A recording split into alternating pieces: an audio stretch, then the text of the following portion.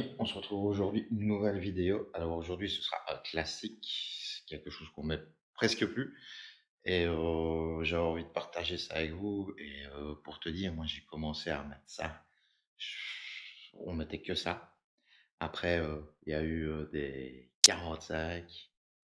Et quand au tout début les 60-60 sont sortis, oui, ça c'était révolutionnaire.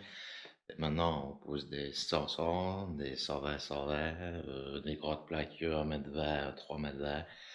Voilà, tout ça pour te dire qu'aujourd'hui on se retrouve avec du 30-30. Et ouais, pourquoi pas, hein. C'est pas mal, 30-30. Alors je suis dans un garage, une fosse comme tu vois. Alors au début je voulais partir comme ceci, tu vois, centrer la fosse. Bon, en fait, j'ai pas beaucoup à couper, donc je vais démarrer entier de ce côté-là, couper un petit peu plus là, parce que de toute manière, sinon j'avais un morceau de 5, donc là j'aurais peut-être un morceau de 7. Et alors, pour te montrer un petit peu, au fait, je vais démarrer pour l'alignement comme ceci. Je vais démarrer avec l'alignement de l'escalier, un escalier qui était bétonné, qui était en plus, il était beau. Ouais, les marches sont un peu courtes, elles font que 22. J'ai pas su récupérer plus parce que sinon on allait trop fort là-bas parce qu'il y a une porte. Donc voilà. Donc avec un 30-30, bah, qu'est-ce qu'il te faut? Eh ben, il va te falloir un peigne adéquat, pas trop petit et pas trop grand. Trop petit, tu n'auras pas assez d'encollement en dessous. Et trop grand, ta colle, elle va gerber par le joint. Donc, moi, je te conseille un peigne de 10, c'est pas mal. Moi, je vais faire un petit peu plus gros, mais ça, c'est parce qu'au fait, je vais devoir récupérer au seuil là-bas. Donc, j'ai mis un petit peu plus, je vais mettre un tout petit peu plus de colle. Mais je te conseille plutôt un peigne de 10. Comme ça, tu n'auras pas trop de colle qui va remonter dans le joint, parce qu'après, c'est une catastrophe, tu vas voir. C'est un 30-36 mm. Et je vois venir, pas besoin de faire de bloc collage. À un moment donné, hein, pas sur un 30-30 quand même. L'encollement, tu vas avoir avec un peigne de 10, tu regardes, tu relèves, tu relèves, tu regardes s'il y a bien assez de colle en dessous. Mais t'es pas obligé de commencer à beurrer et te prendre la tête. Tant que tu as le peigne adéquat et qu'il y a assez de colle, c'est bon. Donc voilà. Ouais. Ah, pardon. Je suis tout seul aussi, de toute manière, donc je suis peinard. Euh, Peko, vous ne le verrez plus, parce que c'est le mercato d'hiver pour les carleurs. Donc voilà, peut-être une personne qui va se présenter vendredi, peut-être que ça ce sera mon nouveau collègue, et si c'est lui, on va bien se marrer. Bon, alors on est sur de la colle. La colle, j'ai pris de la Vario SE. Et alors, oh, je vous vois venir. Oh, pourquoi t'as pris de la Vario SE? T'avais pas besoin, hein. Ben, c'est parce que c'est celle que j'avais en stock dans la camionnette. Et aller au marchand de matériaux, payer prix plein, et ça valait pas la peine. Et remonter jusqu'au dépôt pour aller me chercher de la FM05, payant mes heures, les kilomètres, ça valait pas la peine non plus. Donc, Vario SE. Donc voilà. À part ça, Carlette, tu vois, petit stand de coupe qui est là. L'autre dehors pour faire les coupes disqueuses. Et on est parti. Ouais, obligé de mettre à la ficelle, sinon tu risques de partir. Soit tu fais à la ficelle, soit tu fais au cordex, mais nickel. Mais tu suis bien à chaque fois ta ligne. Alors moi je mets pas toutes des règles, tu vois, comme certains, parce que j'ai pas un stock infini de règles dans la camionnette. Donc moi ça va être trait de cordex, bien droit, et je vais suivre à chaque fois. Et à chaque fois, à chaque ligne, tu vois, je vais faire un trait de cordex que je vais devoir suivre. Pour tes jouets de 3 mm, c'est pas mal. 3-4 mm, grand max. Pas plus, parce que sinon c'est dégueulasse. Après, tu as des jouets qui sont plus gros que les pavés. Ça, et soit tu utilises des croisillons. Moi, je vais faire vraiment à l'ancienne, comme moi on m'a appris, c'est à l'œil, pas de croisillon. Euh, on s'en sort très bien. Surtout qu'à mon avis, ça doit pas être une foudre de guerre dans le calibrage, donc à l'œil, ça va aller. Pas besoin de taper dessus avec un maillet de caoutchouc, juste faire un petit slide et c'est tip top. Voilà. Donc, bah, je vais te filmer ça, peinard, tranquille. Ouais, je crois, rien d'autre. Ça va. Allez, tout de suite.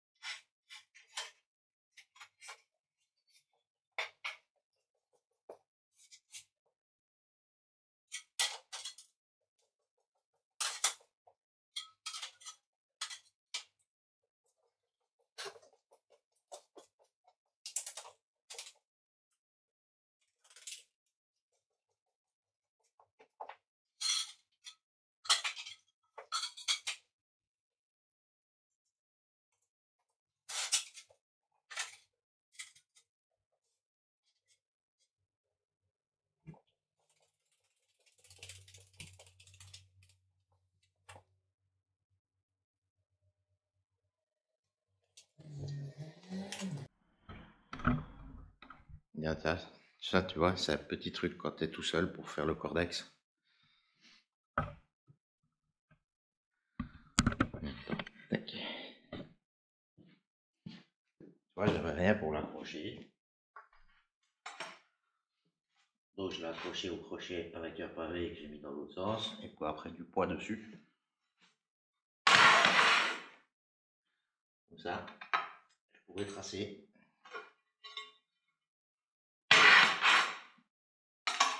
Parfois, la lague. Bon, ça c'est fait. Poids de départ, on l'a. Et se rebattre la colle à coup.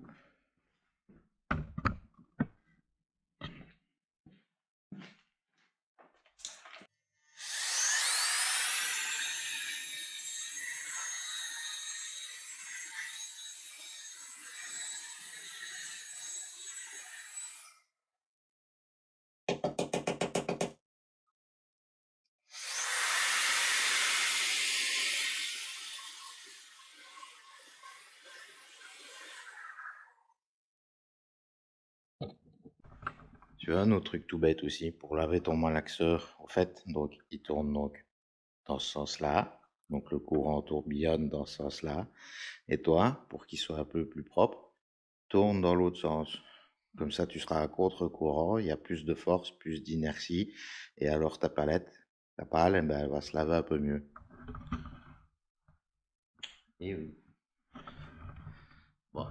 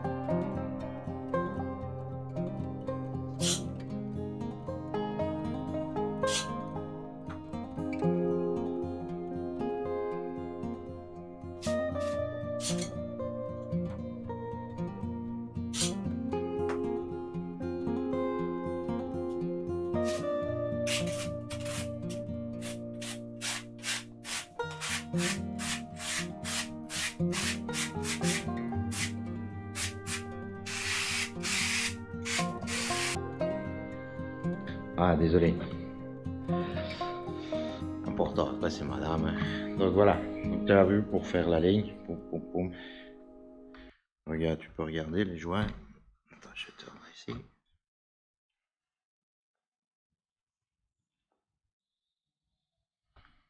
Tu vois, là, il y a moyen de le faire. Donc, au moins, comme ça, tu sais tricher comme tu veux. Bon, maintenant, je vais vous mettre en mode accéléré. Comme ça, je vais continuer. Et tu vas voir, on s'arrêtera peut-être pour les coupes, mais peut-être de ce côté-là. On verra bien. C'est parti. Ah ouais, ça, franchement, on aura mis des kilomètres, mais avant, c'était 30-30, c'était le modèle standard. Comme je t'ai dit, avec 45, 60, ouh, on avait peur. Au mur, on était au 15-15, 20-20, et les fameux 20-25 effet marbré, tu vois. Ça remonte loin, ça maintenant. Donc voilà. Et on fera des joies gris là-dedans. Voilà, ça c'est la fin de la première journée. Alors tu vois, c'est complètement assez compliqué à garder tes joints, donc avec les croisillons totalement, à mon avis, difficile. Il reste le serrage là, je t'avais promis les coupes, on fera les coupes demain ensemble. Et je voulais te montrer un truc, c'est assez marrant. Hop, regarde.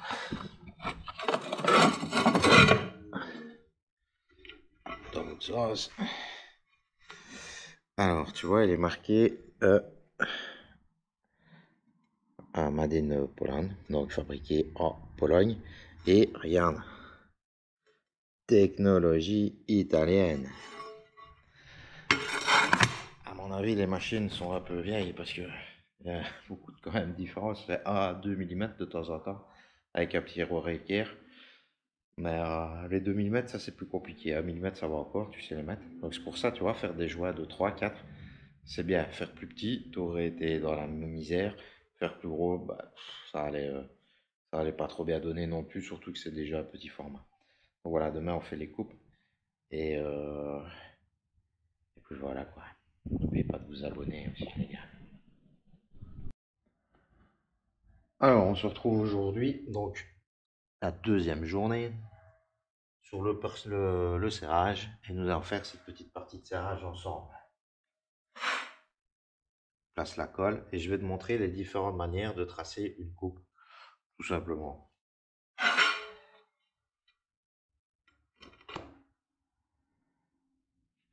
Commence par poser tes entiers.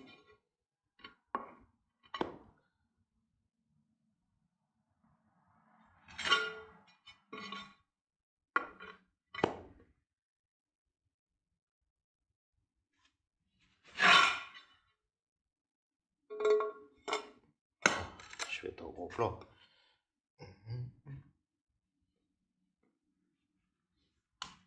Alors tu prends ta mesure, tu vois, du mur au bord du carrelage, il y a 7,5. Donc tu auras 3-4 mm de joint, donc ça fait 7,1. Plus encore le petit espace qu'il te faut contre le mur, pour la dilatation. Donc ça fait un petit 7. Donc ça fait quelque chose comme un 6, 8, 6, 7 à faire. Donc on va aller faire 1, 2, 3, 4. Je vais vérifier quand même si c'est bon. Oui. Je vais aller vite faire les 4 coupes.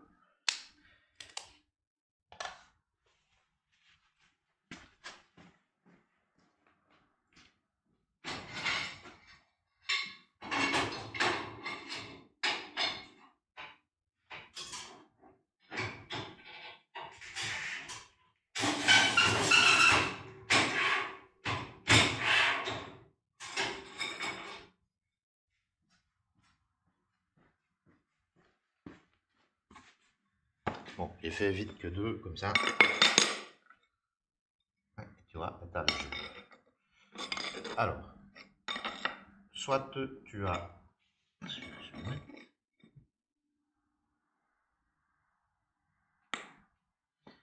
Soit tu prends un mètre et un crayon et tu mesures. Donc ici par exemple, j'ai 27,5.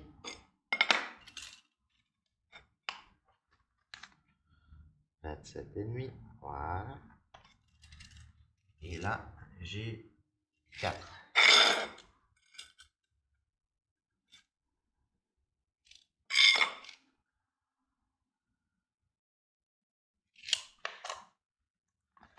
Ça, c'est la première manière. Je vais vite couper, je reviens. Voilà. Elle est coupée.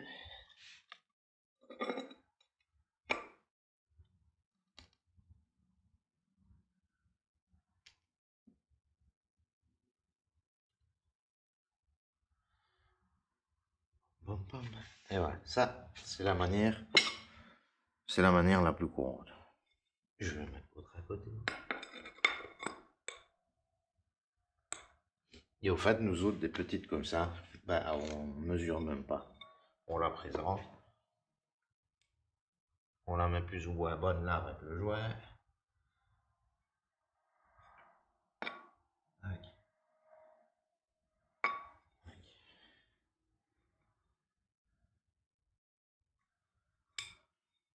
Et puis on coupe. Donc voilà. Rien d'exceptionnel là-dedans, mais on fait moins de chichi. Donc voilà, je vais aller couper ça là, poser ça là. Puis je vais continuer le restant là-bas. Et puis on reviendra ensemble quand j'aurai fini. Et voilà les amis, c'est ici que ça se termine la pause des 30-30. J'espère que ça t'a plu. Donc, t'as vu, le paint surtout, important, pas trop gros et pas trop petit. Trop gros, ça va gerber dans le jouet. Trop petit, tu auras pas assez d'encollement en dessous. Surtout que tu n'es pas spécialement obligé de faire le double encollage. Il ne faut pas écouter tout le monde. Non, tu n'es pas obligé, tu auras une surface d'encollement qui sera certainement largement suffisante. Donc voilà, n'oubliez pas de vous abonner, partager, liker les amis. Et nous, on se retrouve pour la prochaine vidéo. Prochaine vidéo, ouais, tiens, je vais vous demander, est-ce que ça vous intéresse? Une vidéo sur des 40-120 que je vais mettre ici au mur. Donc ça, j'ai déjà fait. Attends, j'ai fait les joints, voir si c'est pas mouillé. Si c'est encore un peu mouillé là. Donc est-ce que ça t'intéresse? Une vidéo sur les 40-120. Alors, on va savoir qu'il y a une douche italienne. Donc, tu as une douche italienne avec caniveau. Donc, au fait, je ne saurais pas faire une petite boîte diamant, tu vois. Donc, je vais devoir recouper le bas des faïences. Ouais, je vais devoir recouper le bas des faïences.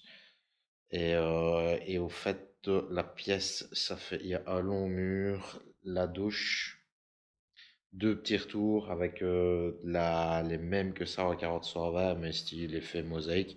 Je suis passé Agora Brick, donc on va bien. Est-ce que ça t'intéresse? Dis ça dans les commentaires. Voilà. Allez, ciao les amis, à la prochaine.